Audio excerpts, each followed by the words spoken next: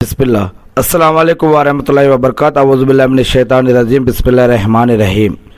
నాలుక మానవుడికి మనిషికి జీవించడం కోసం, మాట్లాడడం కోసం, తినడం కోసం, ఇంకా అనేక రకాల పనుల కోసం ఈ యొక్క నాలుక అనేక రకాలుగా ఉపయోగపడుతూ ఉంది.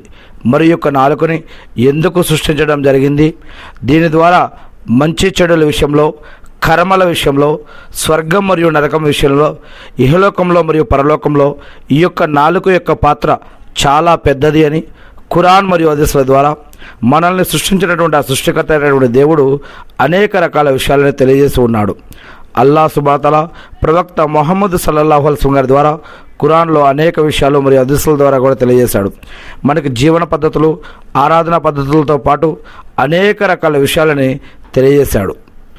ఈరోజు మనం ఖురాన్ మరియు హదీసుల ఆధారంగా ఈ యొక్క నాలుకకు సంబంధించి కొన్ని విషయాలు తెలుసుకోవడానికి ప్రయత్నిద్దాం. ఇంతకుముందు అల్లాహ్ యొక్క దయ వల్ల మనం కొన్ని విషయాలు తెలుసుకోవడం జరిగింది తెలుగు బుఖారీలో.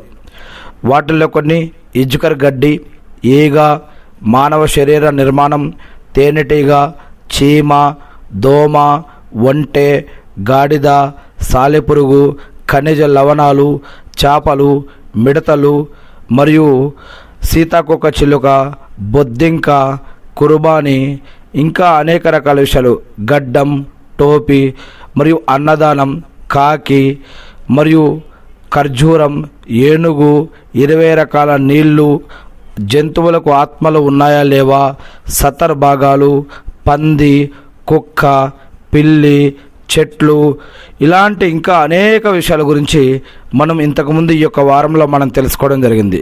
ఈరోజు ఈ యొక్క నాలుక గురించి సరైన జ్ఞానాన్ని మనం తెలుసుకునే భాగ్యాన్ని మనకు ప్రసాదించమని నేను అల్లాహ్ని ప్రార్థిస్తూ ఉన్నాను. ఆమీన్.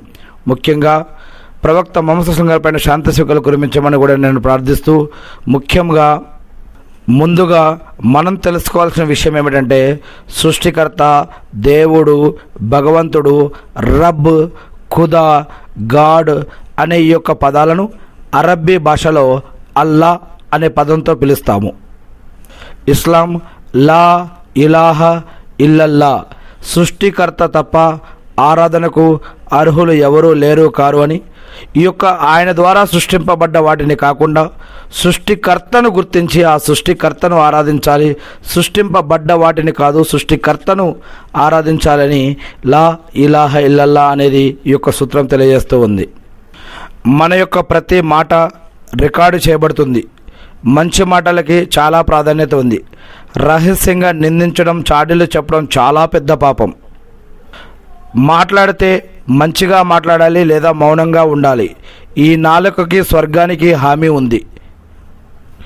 ఇంకా ఇలాంటి అనేక విషయాలు తెలుసుకునే ముందుగా ఇస్లాంలో నాలుకకి, భాషణకి చాలా ప్రాధాన్యత ఉంది.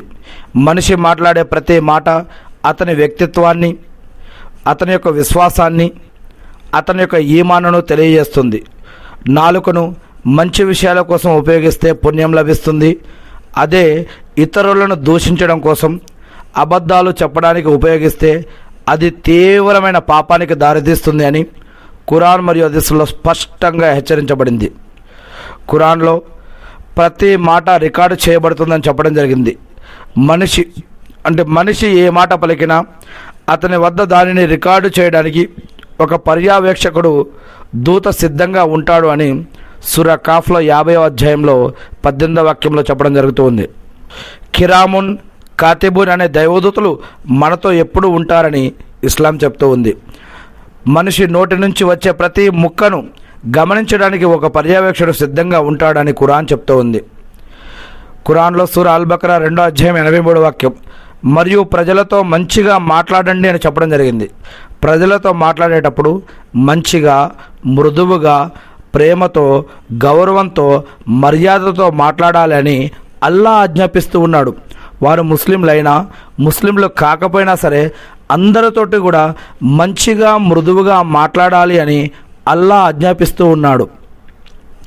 ఇక ఇంకొక విషయం, ఖురాన్లో సూరా అల్ హుజరాత్లో 49వ అధ్యాయం 12వ వాక్యంలో చూడవచ్చు. ఏమని?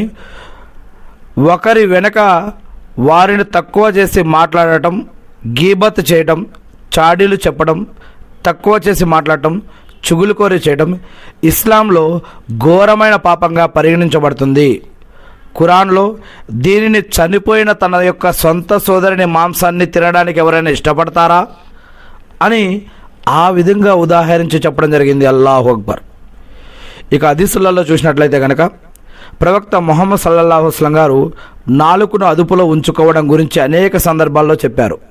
ప్రవక్త ముహమ్మద్ సల్లల్లాహు అలైహి వసల్లం గారు ఎవరంటే మొట్టమొదటి మానవుడైనటువంటి ఆదాం అలైహిస్సలాం గారు, మొట్టమొదటి ఇస్లాం అవతరింపబడ్డటువంటి ఆదాం అలైహిస్సలాం గారి నుంచి కూడా అనేక రకాల ప్రవక్తలు ఏ విధంగా అయితే అనేక కాలాల్లో యుగాల్లో చరిత్రలో ప్రవక్తలు వారి వారి భాషల్లో పంపబడ్డారో అలానే ఈ యొక్క ప్రపంచం మొత్తానికి కూడా ప్రళయ దినం వరకు కూడా చివరి ప్రవక్తగా ఈ యొక్క ప్రవక్త ముహమ్మద్ సల్లల్లాహు అలైహి వసల్లం గారిని దేవుడు ప్రవక్తగా ఎన్నుకోవడం జరిగింది.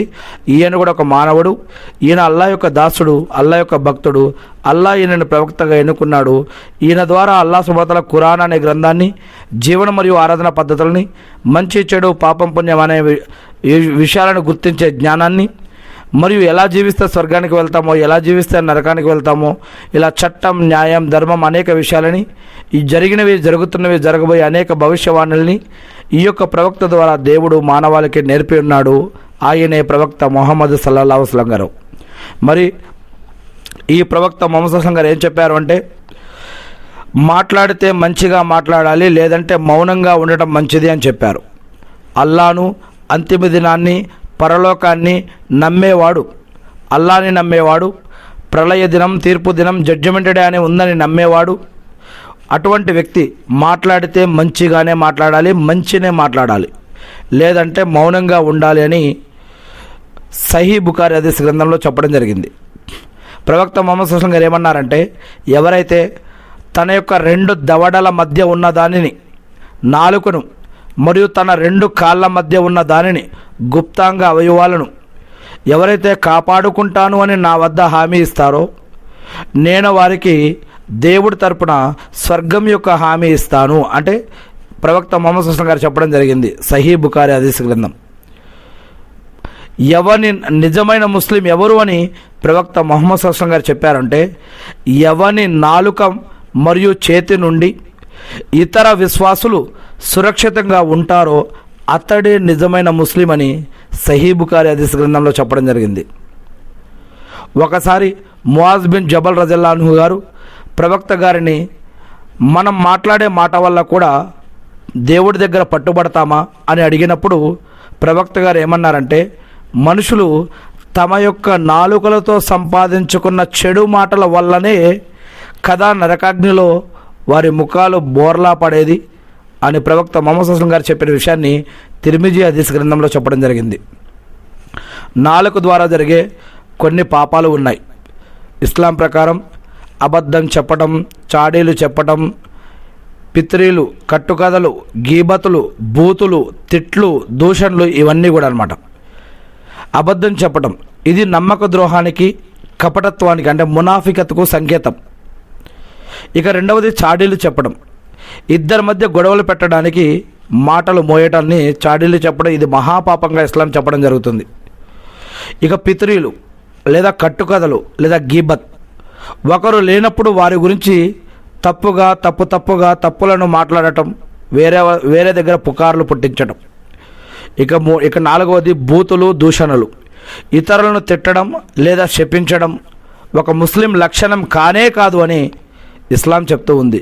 కానీ ఈనాడు నోరు తెరిస్తే ఇంట్లో భార్యపైనో, పిల్లలపైనో, తల్లిదండ్రులపైనో, అత్తమామలపైనో, బంధుమిత్రులపైనో, స్నేహితులపైనో, ఇరుగు పొరుగు వారిపైనో, వ్యాపారం దగ్గర, ఎక్కడైనా సరే ఇంకా వేరే దగ్గర నోరు తెరిస్తే ఎటువంటి మాటలు ఎవరైతే మాట్లాడకూడదో, ఎవరైతే దూషించకూడదో, ఎవరైతే వారి వల్ల చెయ్యొద్దు అని అల్లా చెప్తూ ఉన్నాడో, ప్రవక్త ముహమ్మద్ సల్లల్లాహు అలైహి వసల్లం గారి ద్వారా చెప్పాడో, ఆ నోరులే ఎటువంటి బూతులు మాట్లాడుతున్నాయో ఒక్కసారి గమనించండి. అల్లాహు అక్బర్.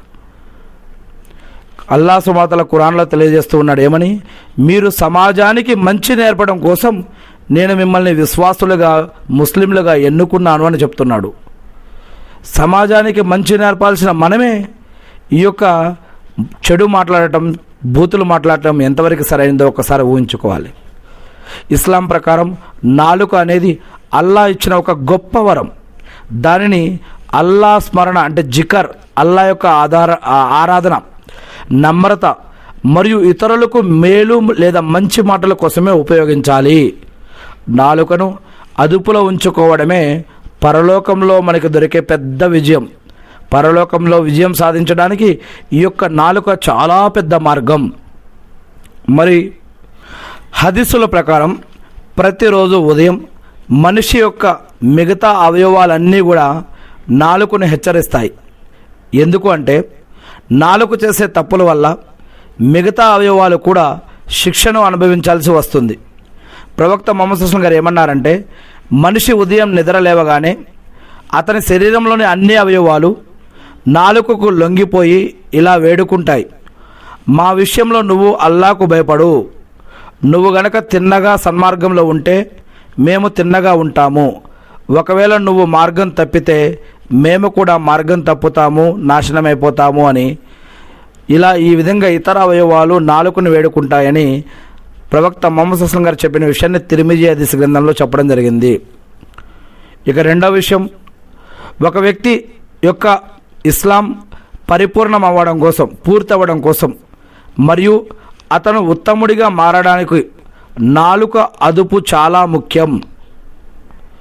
ఒక మనిషి తనకు సంబంధం లేని అనవసరమైన విషయాలను వదిలిపెట్టడం అతను ఉత్తమ ముస్లిం అని అనడానికి ఒక పెద్ద నిదర్శనంగా ఇస్లాం చెప్తూ ఉంది.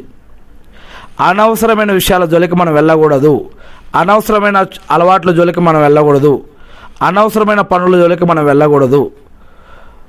అలా వెళితే మనం ఆరాధనల నుంచి, నమాజుల నుంచి, పద్ధతుల నుంచి, అల్లా యొక్క రెహమత్ నుంచి, ఇస్లాం నుంచి దూరం అయిపోతూ ఉంటాం. మరి అనవసరమైనటువంటి మాటలేవి, పనులేవి, లేదా ఇంకా అనేక రకమైన విషయాలు ఏవి మనమే ఒకసారి ఖురాన్ని మనకు వచ్చిన భాషలో చదివి అర్థం చేసుకోవాలి. ఇక రెండవది, విశ్వాసానికి పునాది, ఈమానుకు పునాది యొక్క నాలుక. ఒక దాసుడు, ఒక విశ్వాసి యొక్క హృదయం సరిగ్గా మారనంత వరకు అతని ఈమాన్ తిన్నగా అవ్వదు. అలాగే అతని నాలుక తిన్నగా మారనంత వరకు అతని హృదయం కూడా సరిగ్గా అవ్వదు. ఇది ముస్నద్ అహ్మద్లో తెలియజేసినటువంటి విషయం. ఇక ఒకే ఒక్క మాట స్వర్గం లేదా నరకం. మనం మాట్లాడే మాటల తీవ్రతను మనం ఒక్కోసారి గుర్తించలేం, కానీ అల్లా దృష్టిలో ఆ మాటలకు చాలా విలువ ఉంటుంది. ప్రవక్త ముహమ్మద్ సల్లల్లాహు అలైహి వసల్లం గారు ఏమన్నారంటే, ఒక వ్యక్తి అల్లాకు ఎంతో ఇష్టమైన ఒక మంచి మాటను, దాని ప్రాధాన్యతను పెద్దగా గమనించకుండానే ఒకవేళ మాట్లాడినా సరే, కానీ ఆ మంచి మాట వల్ల దాని కారణంగా అల్లా అతని యొక్క స్వర్గంలోని అంతస్తులు పెంచుతాడు. అదేవిధంగా ఒక వ్యక్తి అల్లాకు తీవ్ర కోపం తెప్పించే ఒక చెడు మాటను దాని యొక్క తీవ్రతను ఆలోచించకుండానే మాట్లాడేస్తాడు. దాని కారణంగా అతను నరకంలో పడిపోవచ్చు. అల్లాహు అక్బర్. ప్రవక్త ముహమ్మద్ సల్లల్లాహు అలైహి వసల్లం గారు చెప్పిన విషయం ఇది. సహీ బుఖారీ హదీస్ గ్రంథంలో నుంచి ఈ యొక్క హదీస్ తీసుకోవడం జరిగింది. నాలుకకు సంబంధించిన ప్రధాన గుణాలు, చేయవలసినవి, చేయకూడనివి ఏంటంటే, ఇస్లా అంటే సంధి కుదర్చడం. గొడవ పడిన ఇద్దరు వ్యక్తులు లేదా కుటుంబాల మధ్య మాటల ద్వారా సమాధానం కుదర్చడం ఉత్తమమైన పుణ్యకార్యం. ఇద్దరు భార్యాభర్తలు కానీ, స్నేహితులు కానీ, తల్లిదండ్రులు కానీ, అత్తమామలు కానీ, బంధువులు కానీ, ఇంకే ఇరుగు పొరుగు వారు కానీ ఎవరైనా కొట్టుకోనో, తిట్టుకోనో, మనస్పర్ధాల వల్లనో, ఎలాగనో ఏదో ఒక విషయంలో వారు విడిపోయినా కూడా అటువంటి వారిని కలపడం కోసం ప్రయత్నించాలి. సైతాను ఎవరైతే భార్యాభర్తలని విడగొడతారో అటువంటి పనిని చేసినందుకు అటువంటి సైతాన్ని, పెద్ద సైతాను, ఇబ్లీస్ అనబడే, లూసిఫర్ అనబడే సముద్రపు మీద అర్షపై ఉన్నటువంటి ఆ యొక్క సైతాను ఈ యొక్క కుటుంబ బంధుత్వాలను విడగొట్టిన, ముఖ్యంగా భార్యాభర్తలను విడగొట్టిన చిన్న చిన్న సైతాలు అనేది నువ్వు గ్రేట్, మంచి పని చేసావని ఒప్పుకుంటుంది. అంటే సైతాన్ని ఖుషి చేసే పని అనమాట ఇది. కానీ అల్లాని ఖుషి చేసే పని, సైతాన్ని బాధ పెట్టే పని, అల్లా మెచ్చుకునే పని ఏమిటి అంటే పెద్ద ఆరాధన. ఇది ఆరాధనలో ఒక పెద్ద ఆరాధన, గొప్ప ఆరాధనగా చెప్పడం జరిగింది. ఇద్దరు భార్యాభర్తలని కలపడం, ఇద్దరు అన్నదమ్ముల్ని, అక్క చెల్లెల్ని, తమ్ముళ్ళని కలపడం, బంధుమిత్రుల్ని కలపడం, స్నేహితులని కలపడం, ఇరుగు పొరుగు వారు మాట్లాడుకోకుండా కొట్టుకుంటే కనుక ఎవరైనా తిట్టుకున్నా వారిని కలపడం, ఎక్కడైనా గొడవ జరుగుతుంటే దానిని ఆపడం కోసం ప్రయత్నించడం, మన మూలంగా సమాజంలో కల్లోలం రేకెత్తించకుండా మనం జాగ్రత్త పడటం, ఇవన్నీ ఉన్నాయన్నమాట.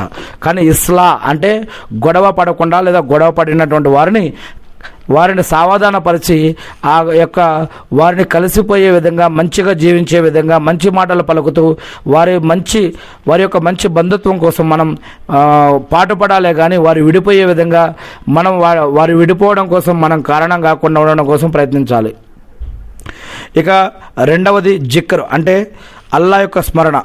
నాలుకను ఎల్లప్పుడూ సుబ్హానల్లా, అల్హమ్దులిల్లా, అల్లాహు అక్బర్, తబారకల్లా ఇలాంటి స్తోత్రాలతో అల్లాను తడిగా ఉంచుకోవడం, ఈ యొక్క నాలుకను తడిగా ఉంచడం కోసం ప్రయత్నించుకోవాలి. ఇక ఇంకొక విషయం, సత్యం పలకడం.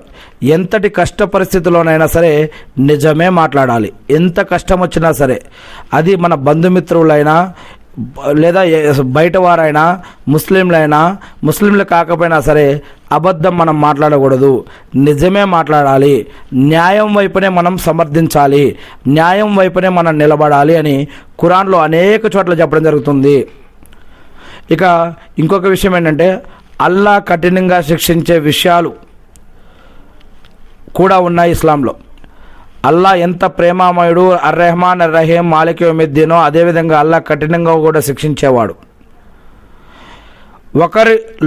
ఒకరిలో లేని తప్పును ఉన్నట్లు సృష్టించి చెప్పడం, ఇది చాడీలు, గీబత్ కంటే ఘోరమైన పాపం.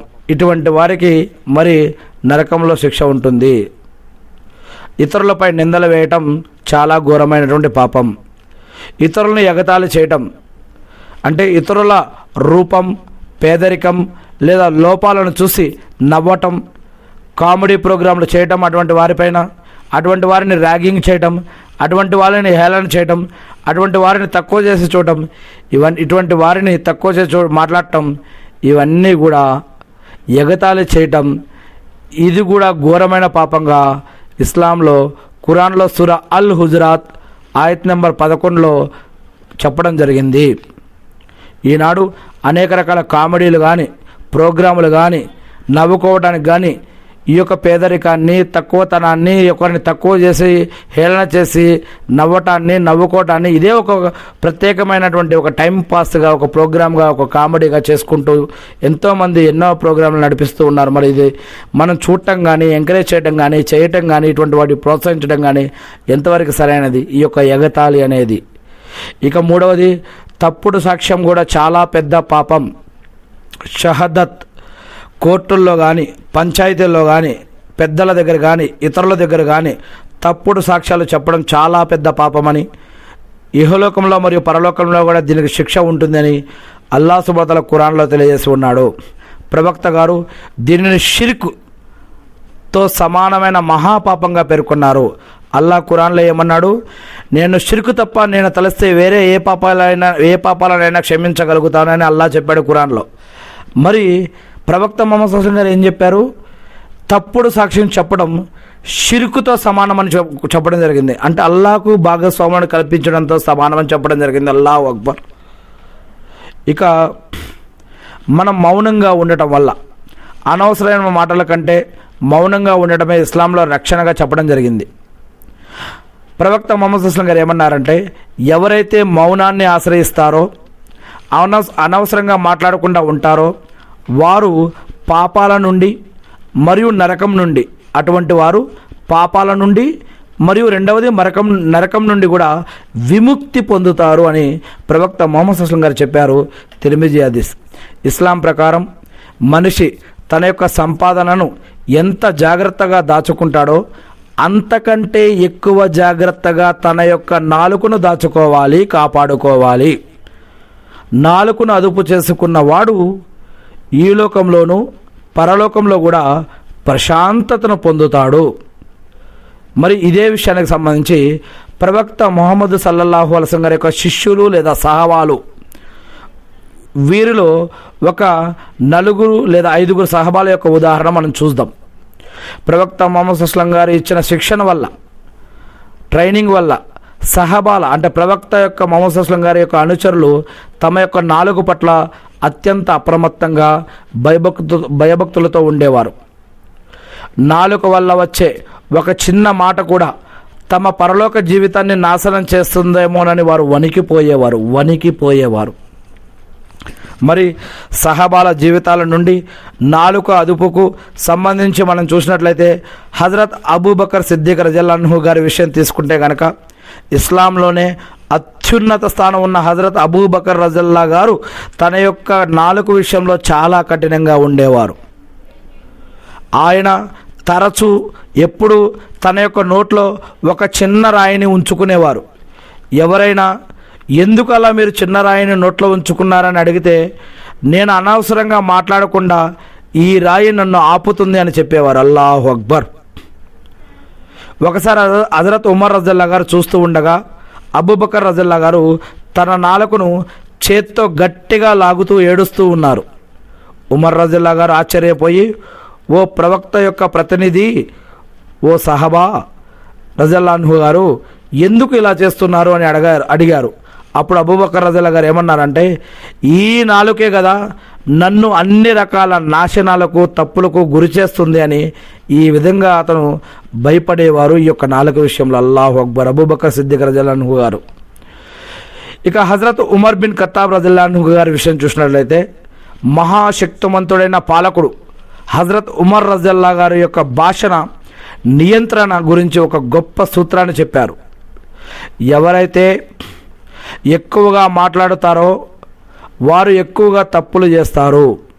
ఎవరైతే ఎక్కువగా తప్పులు చేస్తారో అటువంటి వారిలో సిగ్గు, హాయా తగ్గిపోతుంది. ఎవరిలో సిగ్గు తగ్గిపోతుందో వారిలో అల్లా పట్ల భయం తక్కువ నశించిపోతుంది. ఎవరిలో తక్కువ నశించిపోతుందో వారు నరకానికి అర్హులవుతారు. అల్లాహు అక్బర్. హజరత్ ఉమర్ బిన్ ఖత్తాబ్ రజల్లాహు అన్హు గారు చెప్పినటువంటి విషయం.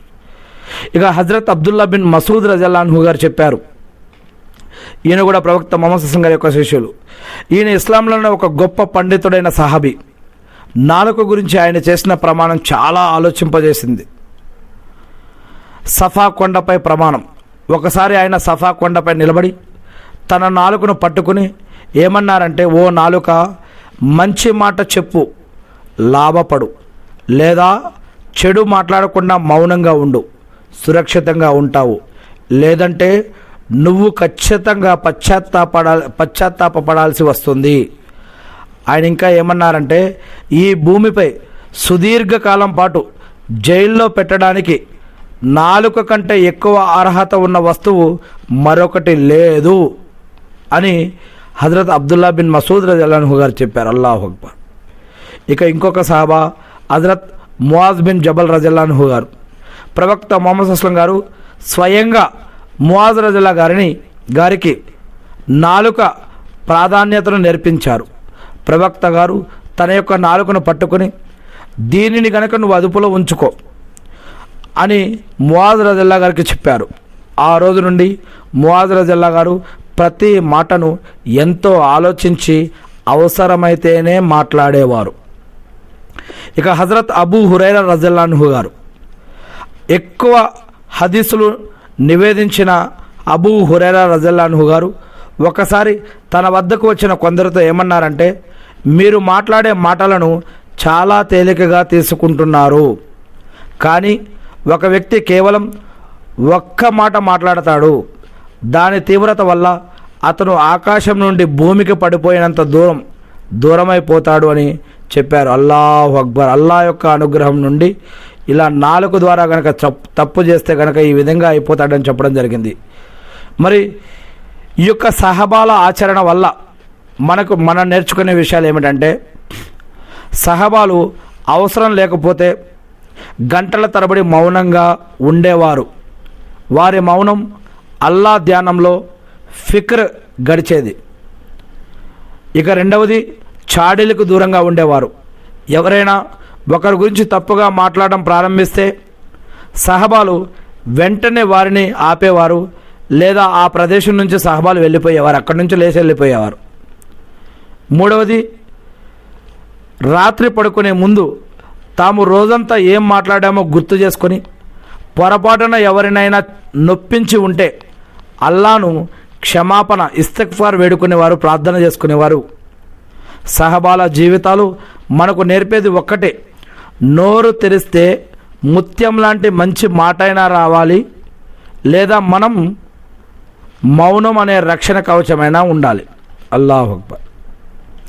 మరి ఇప్పుడు ఈ యొక్క విషయాలు తెలుసుకున్న తర్వాత ఒక విశ్వాసిగా, దేవుని యొక్క భక్తుడిగా, దేవుని యొక్క దాసుడిగా లా ఇలాహ ఇల్లల్లాహు మొహమ్మద్ రసూలుల్లా అని విశ్వసించిన, ఈ యొక్క కల్మాను విశ్వసించిన ఒక విశ్వాసిగా మనం ఎలా జీవించాలి, ఎలా ఆలోచించాలి, ఈ యొక్క విషయాలు గుర్తుకు తెచ్చుకున్నప్పుడు మనం ఎలా బ్రతకాలి. మరి నాలుక అనేది కేవలం మాట్లాడడానికి ఉపయోగపడే ఒక మాంసపు ముక్క మాత్రమే కాదు, అది మన యొక్క ఆత్మకు మరియు హృదయానికి అద్దం లాంటిది. ఒక ముస్లిం లేదా నిజమైన విశ్వాసి తన నాలుకను చూసినప్పుడు లేదా దాని గురించి ఆలోచించినప్పుడు అతనిలో ఒక ప్రత్యేకమైన ఆధ్యాత్మిక అవగాహన అనేది కలగాలి. దీని గురించి ఒక విశ్వాసి ఎలా ఆలోచించాలి, ఎలా గుర్తు చేసుకోవాలి, ఎలా జీవించాలో మనం ఆలోచించినట్లయితే కనుక,